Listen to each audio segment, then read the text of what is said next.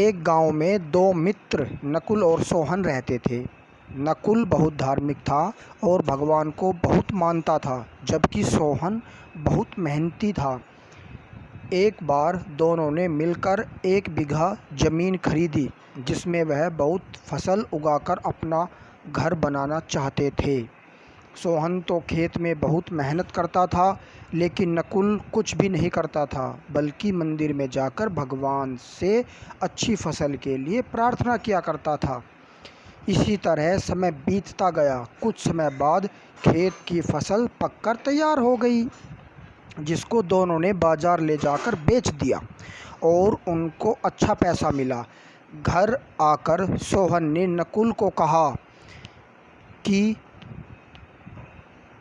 इस धन का ज़्यादा हिस्सा मुझे मिलेगा, क्योंकि मैंने खेत में ज़्यादा मेहनत की है।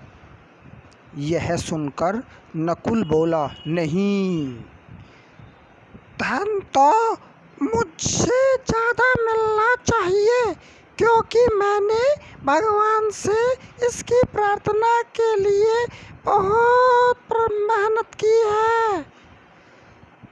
भगवान के बिना कुछ भी संभव नहीं है।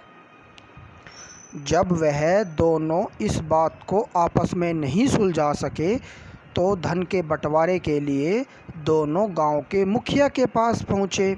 मुखिया ने दोनों की सारी बात सुनकर उन दोनों को 1-1 बोरा चावल का दिया, जिसमें कंकड़ मिले थे। मुखिया ने कहा कि कल सुबह तुम दोनों को इसमें से चावल और कंकड़ अलग अलग करके लाने हैं, तब मैं निर्णय करूँगा कि इस धन का ज़्यादा हिस्सा किसको मिलना चाहिए।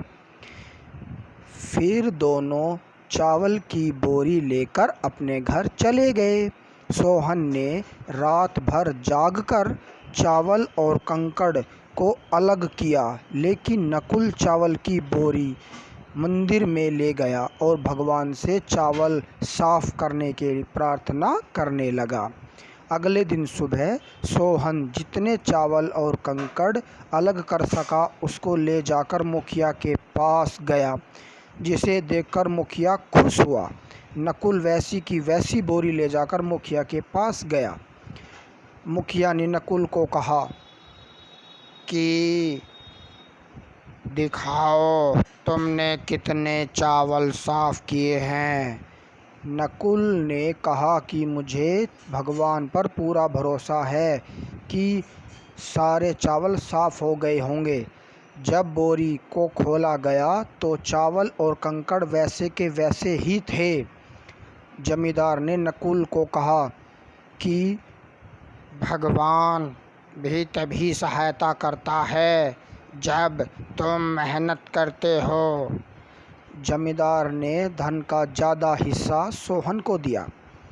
इसके बाद नकुल भी सोहन की तरह खेत में मेहनत करने लगा और अब की बार उनकी फसल पहले से भी ज़्यादा अच्छी हुई और उन्हें ज़्यादा पैसे मिले और दोनों ने आधे आधे बांट लिए।